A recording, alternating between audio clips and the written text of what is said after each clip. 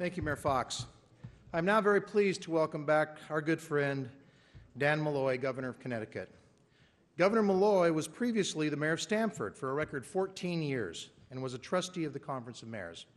As governor, Dan Malloy has made business growth and education reform priorities for his administration. Recently, we all watched in horror as the tragedy of Newtown and Sandy Hook Elementary School unfolded and 26 innocent lives were taken from us. It is the kind of tragedy that can scar a city, a state, and indeed the nation forever.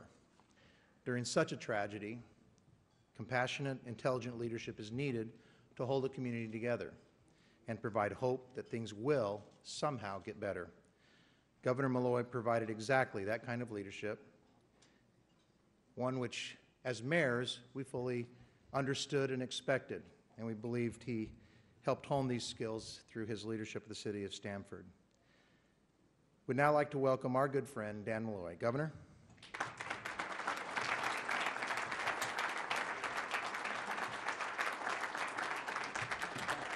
Thank you very much. Thank you. Thank you. Thank you. Please. Thank you very much. It's indeed a high honor and privilege to be with so many mayors and so many friends of mayors. I really appreciate the opportunity to come home again. It's been a couple of years since I last spoke to this august organization, and I can assure you I'm very proud to be back. I want to thank our sponsors for the breakfast, Starbucks, a wonderful company doing some amazing work, and very much appreciate their support of this organization and their hard work, including their new dollar cup. I like that. I'm going to touch on 2 points, and in many ways, both points relate to children. While I was serving as a leader in the Conference of Mayors, I had an opportunity to lead discussions on education reform and talk about how we simply could not afford to lose a generation of children because we were afraid to act on an education reform itself. I still believe that, and now as governor, I chair the Education and Workforce Committee of that organization. This past year, I waged a fight in our legislature against some interests that opposed changing our approach to education in the state of Connecticut. Now, I have to tell you, just as the subject I will talk about in a few moments, the subject of education, everything I needed to know and learn about education I learned as a mayor. We have to make sure that we do everything in our power to educate our children effectively. I'm the governor of a state that has certain urban areas where only 60% of the children are actually receiving a high school diploma or a high school diploma that actually represents value.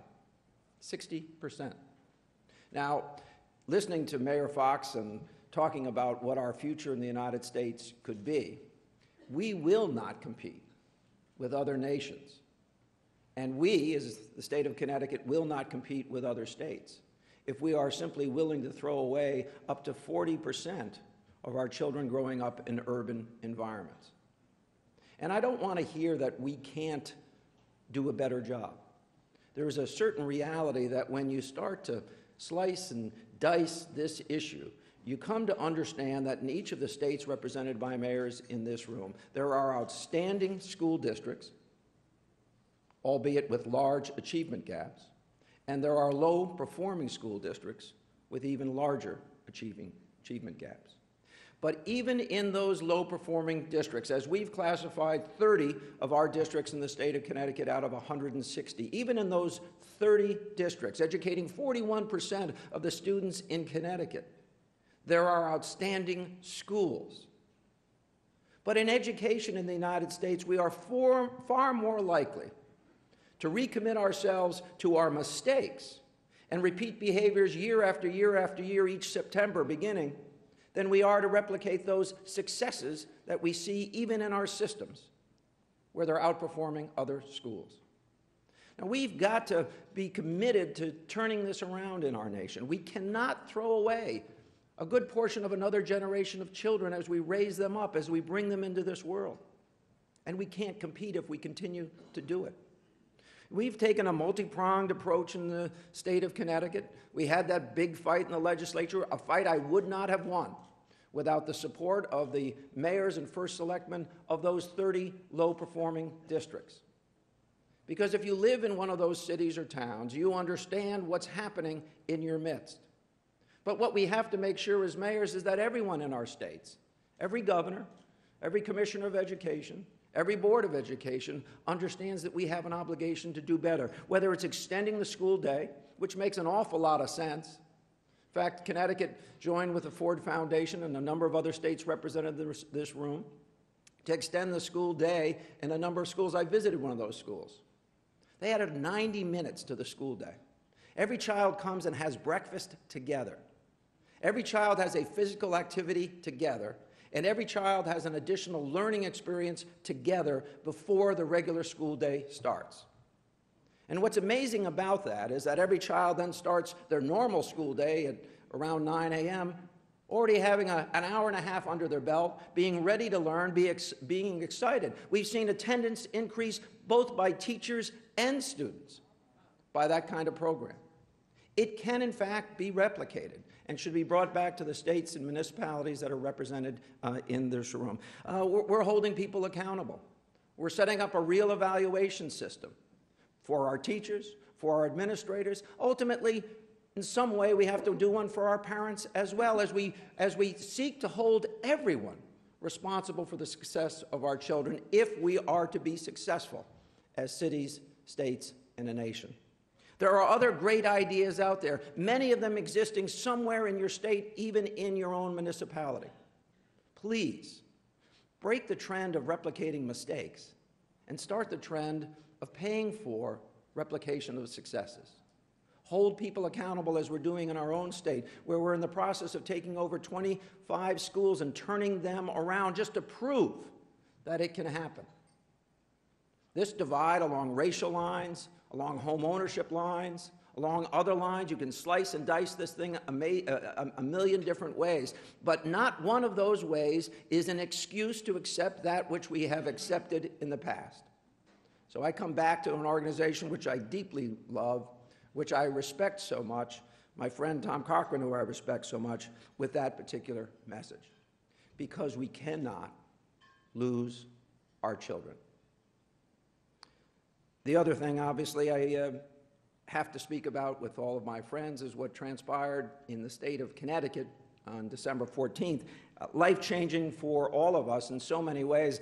As a bystander and someone who had to respond, you know, the experiences I've had pale in substance and cause and reaction to that which struck 20 families of babies who lost their children, and the spouses and family members of those 6 adults, those adults who died protecting those children, a principal and a school psychologist who actually ran to the danger, a teacher's aide who actually attempted herself to shield a child with disabilities from being shot, and both of them were lost as well. Each of the adults was a hero, including a teacher who hid children in closets and responded when a demand was made to know where all the children were, that they were in the gymnasium, before she lost her life. We cannot afford to lose our children and our adults in that way either. But that's one incident. My good friend Michael Nutter, who's, I think, leading a tremendous effort to as a nation, examine this issue, will tell you himself that he's lost 331 of his students in the last year. And at least by the measure of a 57-year-old man, most of those were children as well.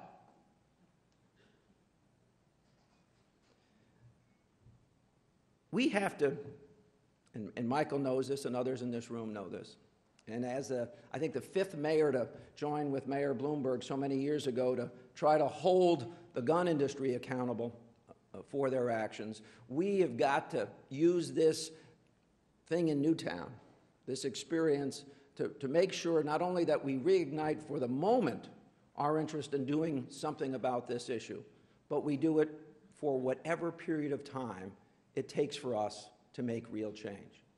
Now, I know you heard from the Vice President. I was with the Vice President yesterday, and he's a wonderful guy and has done an amazing amount of work. I have to share this with you.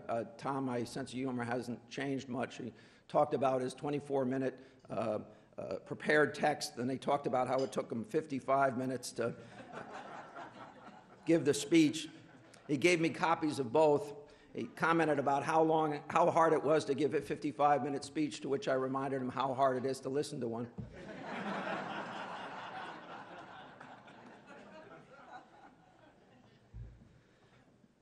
But he's right on.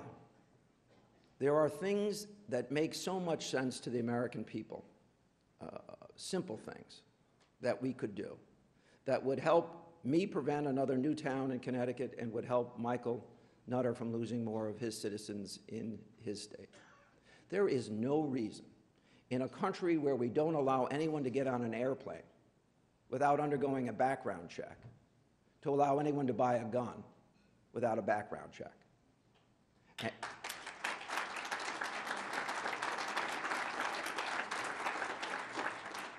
Actually, there is a reason. People make money. And in making that money, they believe they have an interest that is superior to the interest we have in our own children, in our own cities, in our own state. They believe that some amount of lost profit, because upwards of 500,000 people in the state of Pennsylvania might suddenly appear on a list that would prevent them from buying a firearm, that they have to do everything in their power to make sure that we're not able to transmit those names or that information to a federal data bank where everyone would understand that those 500,000 people should not be allowed to buy a gun in Pennsylvania or in any other state. The loss of 500,000 names, purchasers, potentially, is greater than the value, think about this, is greater than the value of your grandchildren. And that is wrong, and it has to be addressed. And we can't stop until that happens. And by the way, the American people get it now. They understand that this is not a fair trade-off. That 331 residents of Philadelphia, or 26 people in Newtown, or my good friend Governor Hickenlooper, another former member of this body, having 2 shootings in Aurora, or the mere fact that during Vice President Biden's work on this issue, there were additional 3 shootings in schools, that is not worth the price that we're extracting from American families. And they understand that closing a loophole in making sure that every gun purchase is the subject of a background check makes too much sense when it is too easy to do if we commit ourselves to doing it. This is what we have to do.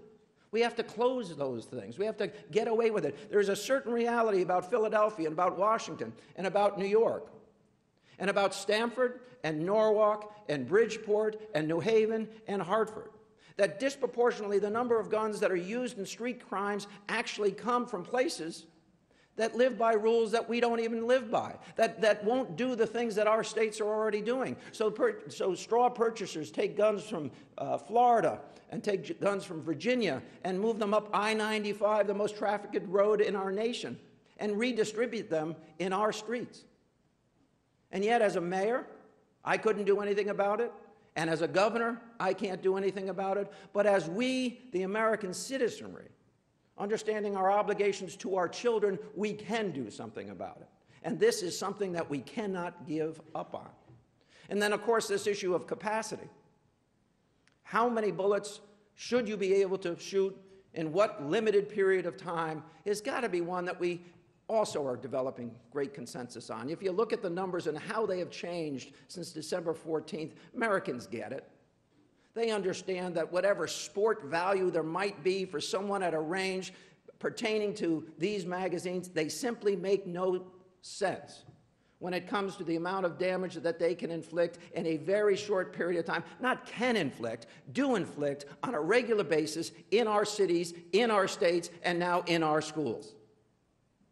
This is something that we can't give up on. The idea that someone should be able to walk into a school with multiple 30-round magazines, one taped to another, so all he had to do was take it out, turn it around. He didn't have to fumble finding something in his pants. Makes no sense at all when you think about the amount of damage that they can inflict. Michael and I were talking just a few moments ago. There were actually fewer shootings in Philadelphia this past year than the year before. But the damage that was done was greater because more bullets were used and more headshots were made. So let us not give up on this either. This is a fight that the American people are willing to have if we provide the kind of leadership when we go back to our cities, our states, and our companies. There are other issues within this, and I want to touch on just a couple, and then I'll stop. Tom, don't get nervous. I won't take too much time. We need to do something about mental health in this country. We need to destigmatize mental health. There is a certain reality that so many of us at some point in our lives will experience something that needs to be treated in the mental health arena. And the vast, vast, vast majority of us will recover from whatever that was. Depression, anxiety, a willingness to drink too much or self-medicate. People who seek that treatment overwhelmingly recover from it. And yet we continue to stigmatize mental health treatment to an extent that people will avoid being treated so that they can't possibly be stigmatized. We do it in our military and have done it, and I know they've made changes in that and they're trying to overcome it, but we do it in our military, we do it in many of our professions. We make it difficult for people to actually get the treatment when it would be most effective.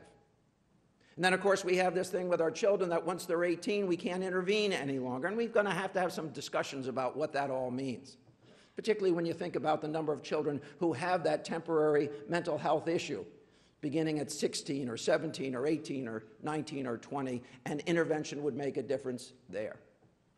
But I want to use this need that we have to destigmatize. And, of course, incumbent in that is to add more access to mental health treatment. And of course, in those cases where people are not going to overcome their situation, to make sure that they can't buy a gun. With what we actually have effectively done in another arena, and that is that we have effectively destigmatized violence. We do it every day.